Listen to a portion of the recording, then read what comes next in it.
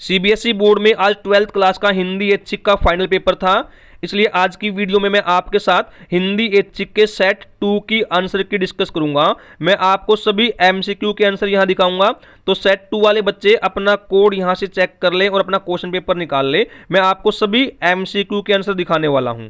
मैं आपको एक बात और क्लियर कर दूं, ये जो आंसर की मैं आपके साथ शेयर करूंगा यह सीबीएसई की ऑफिशियल आंसर की नहीं है, इसलिए अगर किसी क्वेश्चन के आंसर पर आपको डाउट होता है तो आप कमेंट करके बेटा डिस्कस कर सकते हैं। सबसे पहले क्वेश्चन नंबर 1 जो अपठित काव्यांश के आधार पर है, इसके प्रश्नों के उत्तर मैं आपको एक बार दिखा देता हूं।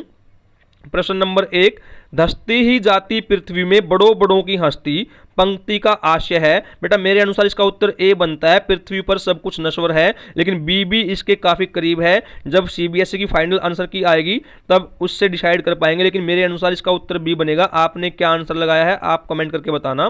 प्रश्न नंबर 2, शक्तिहीन का क्या हश्र होता है। बेटा इसका उत्तर है डी, अस्तित्व नष्ट हो जाता है।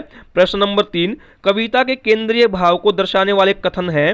बेटा 2 कथन यहां दिए गए हैं, 3 कथन दिए गए हैं। संसार में जीने के लिए शक्तिशाली बनना पड़ेगा, यह कथन सही है। हार मानने वालों के लिए मातृभूमि मरण भूमि के समान है, यह भी सही है। यहां सब एक दूसरे के विरोधी हैं, यह गलत है। तो उत्तर बेटा सी बनेगा, 1 और 2 दोनों ही। अब प्रश्न नंबर 4, 5 और 6 इनके उत्तर डिटेल में मैंने सेट 1 की आंसर की में दिए हैं, तो आप वहां से देख लें, उसका लिंक मैंने इस वीडियो के डिस्क्रिप्शन बॉक्स में डाल दिया है। प्रश्न नंबर 2 जो अपठित गद्यांश के आधार पे है, बेटा इसके आंसर एक बार मिला लीजिए। मैं आपको सभी प्रश्नों के उत्तर यहां दिखा देता हूं। प्रश्न नंबर 1, वर्ष 2024 का पृथ्वी दिवस केंद्रित है, इसका उत्तर है बी, प्लास्टिक।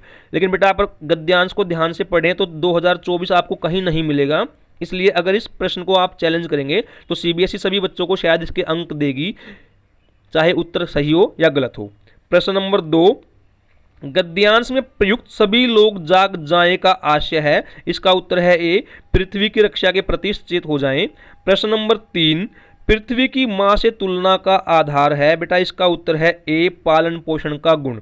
अब प्रश्न नंबर 4, 5, 6 और 7 बेटा इनके उत्तर आप सेट 1 की आंसर की में देख लें, उसकी वीडियो का लिंक आपको इसके डिस्क्रिप्शन बॉक्स में मिल जाएगा। अगले एमसीक्यू देखते हैं।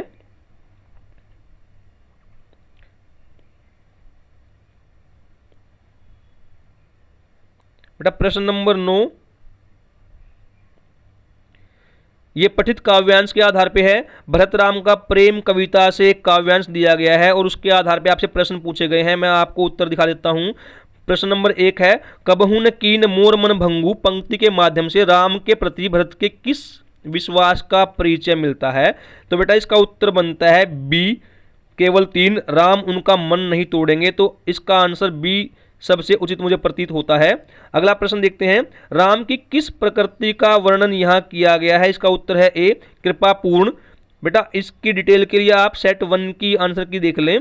प्रश्न नंबर 3, निम्नलिखित कथन तथा कारण को ध्यान पूर्वक पढ़िए तथा उत्तर के लिए सही विकल्प का चयन कीजिए। बेटा इसका उत्तर भी बनेगा डी, कथन और कारण दोनों सही हैं तथा कारण कथन की सही व्याख्या है।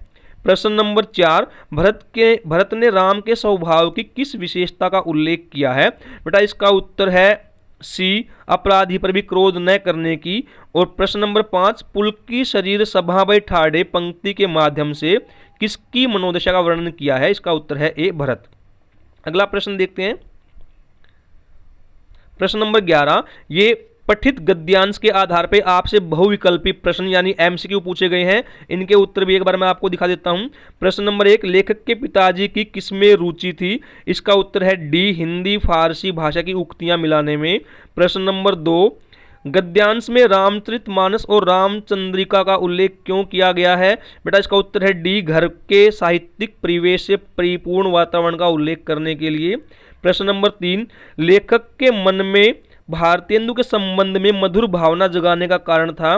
बेटा इसका उत्तर मेरे अनुसार बी बनेगा, हिंदी साहित्य जगत के प्रसिद्ध कवि और नाटककार होना। लेकिन डी भी काफी इसके नजदीक है, तो एक बार आप चेक कर लेना आपने क्या उत्तर दिया है और आप कमेंट करके बताना।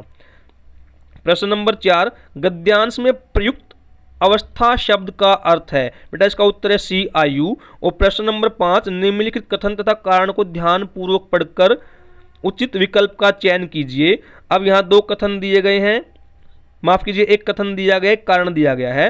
बेटा इसका उत्तर बनता है डी, कथन और कारण दोनों सही हैं तथा कारण कथन की सही व्याख्या है। तो ये मैंने आपके साथ सभी एमसीक्यू डिस्कस कर दिए हैं। इनकी डिटेल में आंसर देखने के लिए आप सेट 1 की वीडियो देख लेना और इस वीडियो को अपने सभी दोस्तों से शेयर कर देना।